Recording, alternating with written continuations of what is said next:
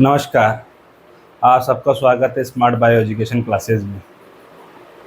Last class में हमने female reproductive system के बारे में पढ़ना शुरू कर दिया था और हमने ओवरी का स्ट्रक्चर कंप्लीट पढ़ा था और ओवुलेशन किस तरीके से होता है उस स्ट्रक्चर में वो हमने देखा था। और हमने एक संक्षिप्त में उसका अगर रिवीजन किया जाए तो हमने देखा था कि बहुत सारी जो जर्मिनल लेयर है और जर्मिनल लेयर के अंदर जो 2n द्विगुणित कोशिकाएं हैं, जनन कोशिकाएं, उनके द्वारा अगुणित अंडे का निर्माण होता है और अगुणित अंडे पर 3 लेयर बन जाती है जो क्रमशः अंदर ही अंदर ग्रेनुलोसा होती है, फिर जोना पेलुसिडा होती है और बाहर की ओर कोरोना रेडिएटा होती है।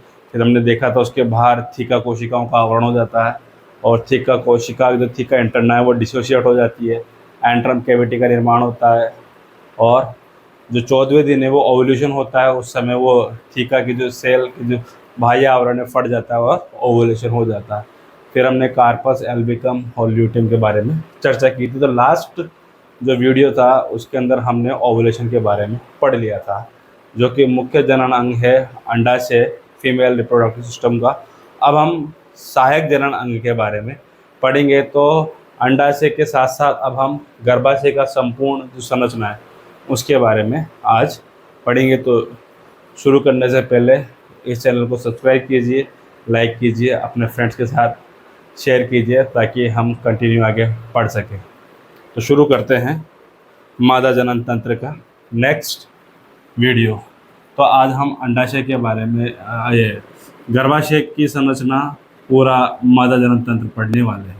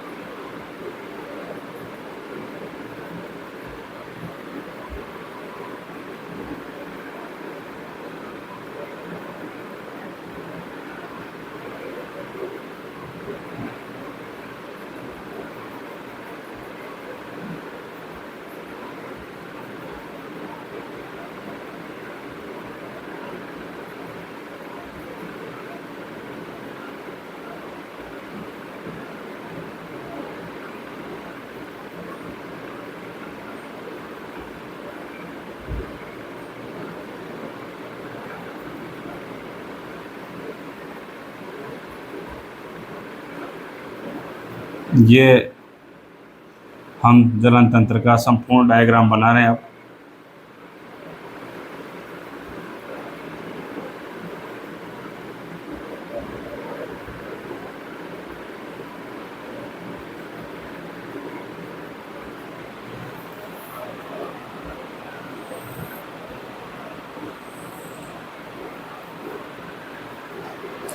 अंडाशय को अलग से मार्क कर लेते हैं।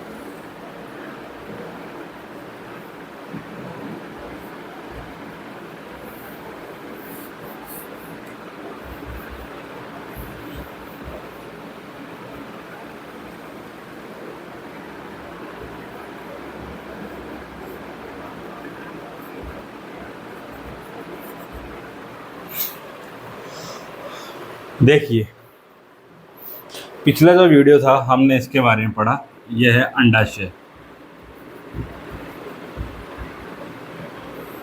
और यहाँ से हमने अंड उत्सर्जन के बारे में पढ़ लिया था।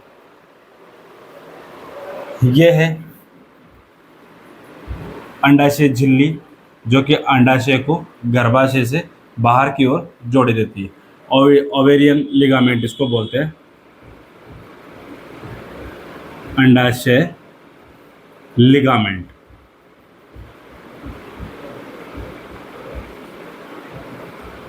और लास्ट वीडियो में हमने ये भी देखा था कि अंडाशय श्रोणि मेखला के अंदर मेसोवेरियम झिल्ली के द्वारा उदर गुहा में स्थित होता है। तो ये ब्लू कलर का जो मैंने मार्क किया है, यह है मेसोवेरियम झिल्ली।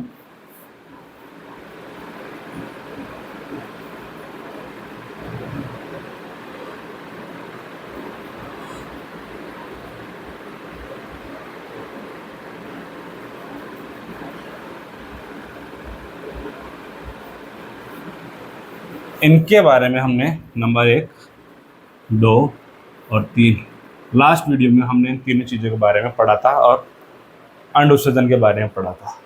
अब हम आगे की बात करते हैं। जब अंडा यहाँ से उत्सर्जित होता है 14वें दिन, ये ओवुलेशन हो गया, ये अंडा आ गया बाहर। सबसे पहले अंडा जाएगा अंडवाहिनी वाली संरचना में, ये है इसकी अंडवाहिनी।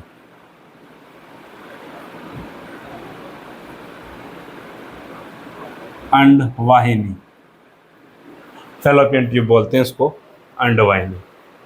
और जो अंगुली नुमा आपको संरचना दिख रही है, इसको बोलते हैं फिमरी,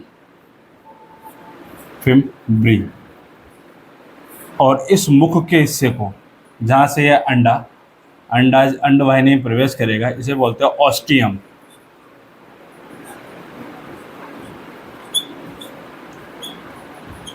ऑस्टियम। तो सबसे पहले अंडा यहाँ से उत्सर्जित हुआ, कौन से दिन?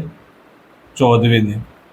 इस जो झालर है, ये फिमरी, हिंदी में झालर बोलते हैं, इसने अंडे को कैच किया, और कैच करने के बाद इसने अंदर अंडे को खींचा, और अंडवाहिनी का जो मुख है, जो फिमरी के पीछे के भाग में, उसको ऑस्टियम बोलते हैं, उससे अंडा अंदर की ओर प्रवेश कर जाता है। अब अंडवाहिनी में छोटे छोटे रोम सदृश संरचना होती है। इसके अंदर की जो एपिथेलियम है वो रोम सदृश होती है। इस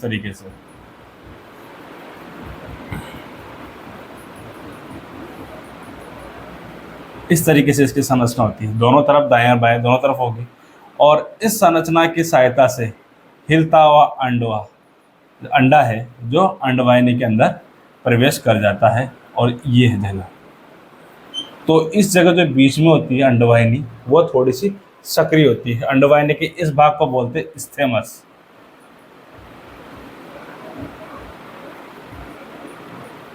स्थेमस।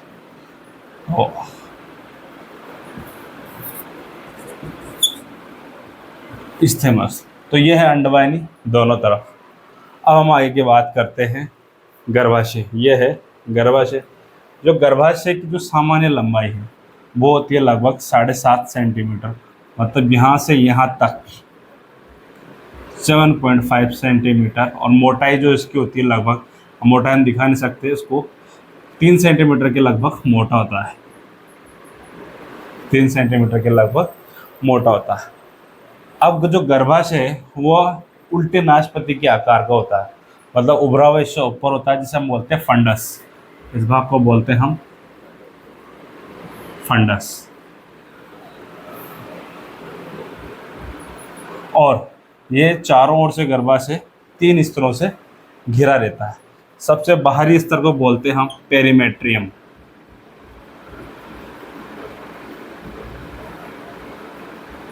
सबसे बाहरी स्तर,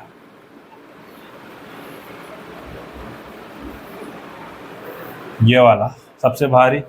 अब हम इसके अंदर के स्तर पे आ जाएं, बीच का जो है, इसे बोलते हैं मायोमेट्रियम।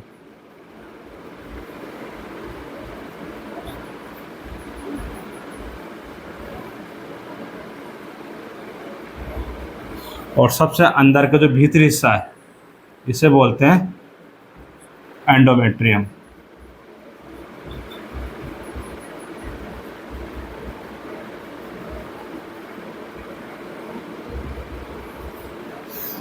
एंडोमेट्रियम ये है गर्भाशय के 3 स्तर।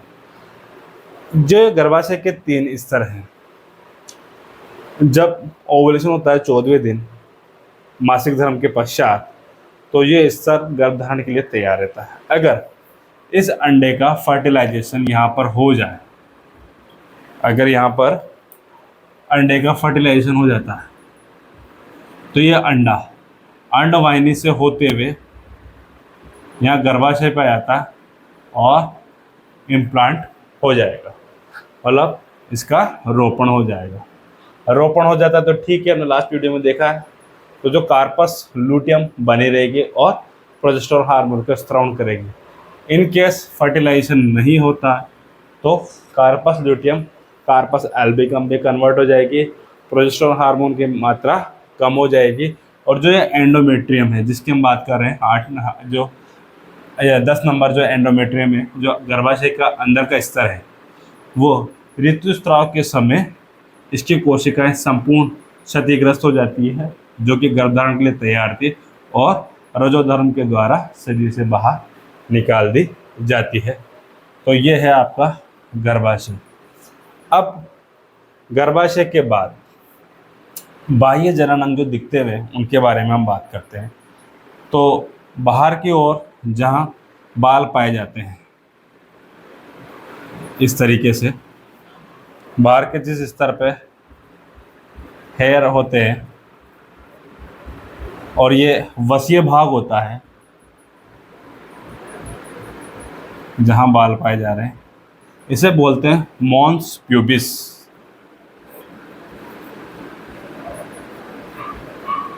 मॉन्स प्यूबिस ये वसीय स्तर है सबसे बाहर का, जो जननांग के बाहर की तरफ होता है। इसके नीचे के स्तर भी वसीय होता है, अंदर की ओर वलित होता है, इस तरीके से फोल्डिंग, फोल्ड के अंदर फोल्ड। इसे बोलते हैं लेबिया मेजर। Labia major.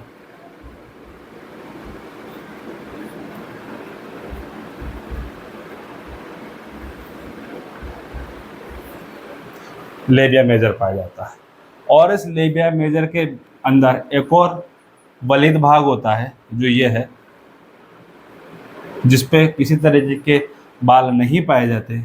इसे बोलते हैं लेबिया माइनर।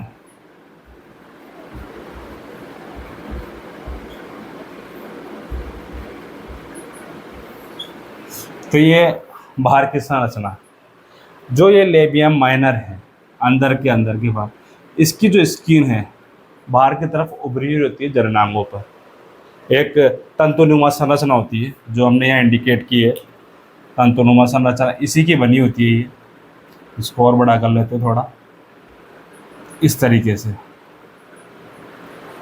इसे हम बोलते हैं क्लाइटोरिस।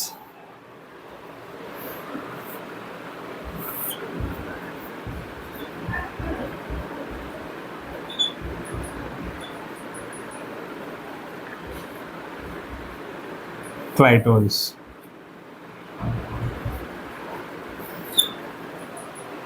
इस क्लाइटोरिस मनुष्य के जो नर के अंदर शीशन पाया जाता है उसके समजात अंग है, और ये काफ़ी सेंसिटिव ऑर्गन होता है क्योंकि इस पर बहुत ज़्यादा जो संवेदनशील कणिकाएं कोशिकाएं पाई जाती है, जो कि एक्साइटमेंट को स्टिमुलेट करती है।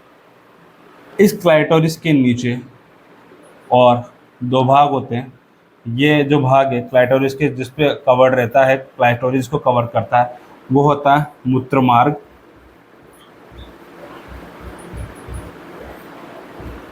और मूत्रमार्ग के बिल्कुल नीचे की तरफ ये होता है योनि मार्ग।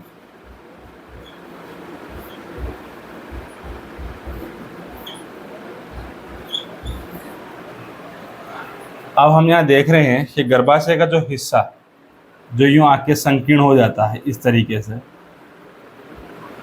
इसको बोलते हैं गर्भाशय नाल, जन्मनाल, सर्विक्स, बहुत सारे नाम है इसके। इसको बोलते हैं सर्विक्स या गर्भाशय नाल।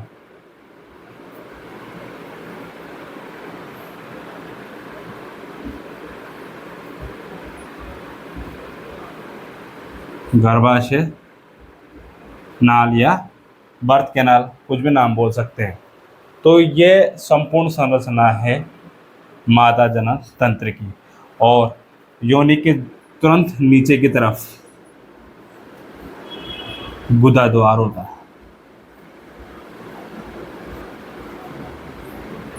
गुदा द्वार पाया जाता है।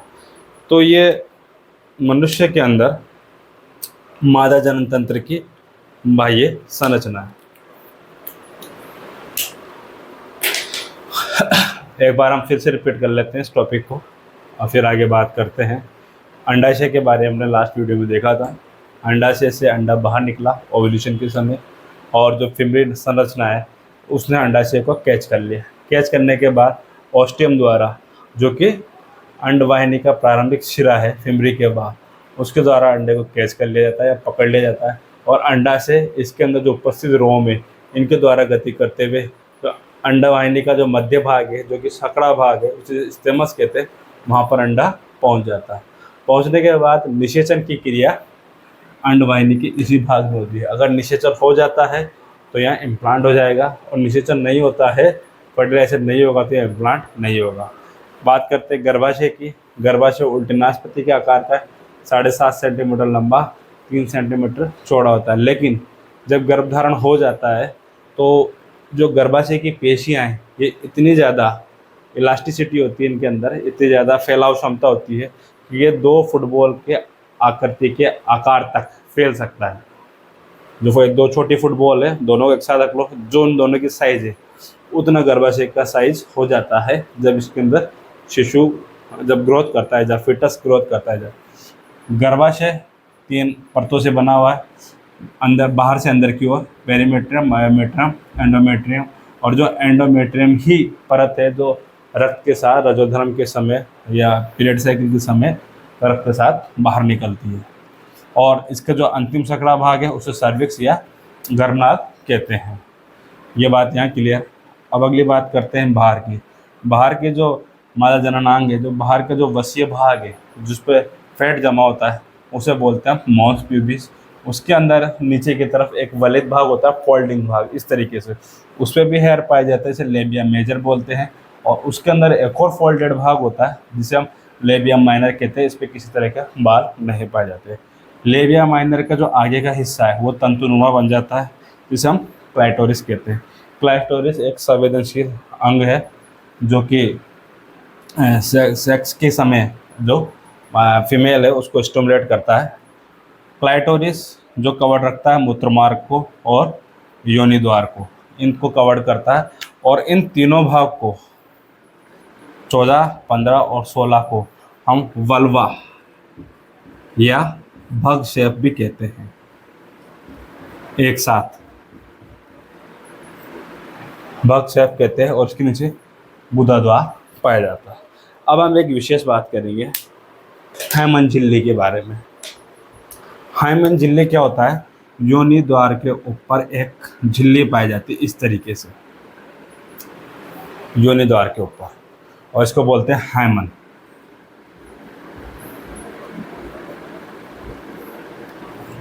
हाइमन झिल्ली।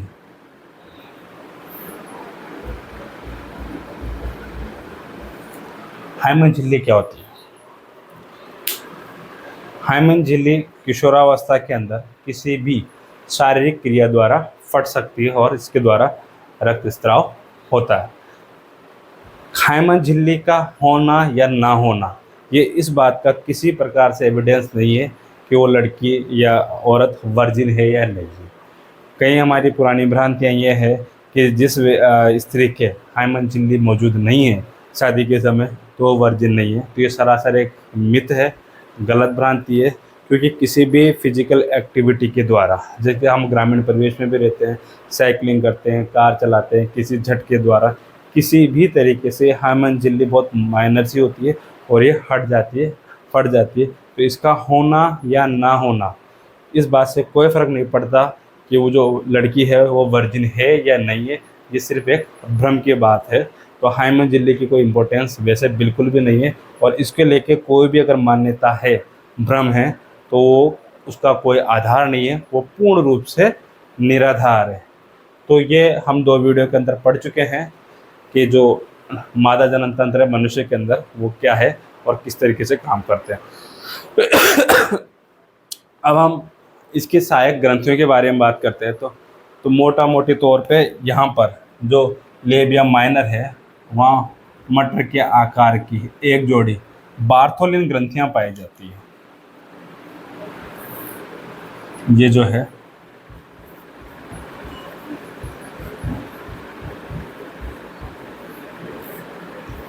बार्थोलिन ग्रंथि, और ये बार्थोलिन ग्रंथि जो है स्नेह का काम करती है।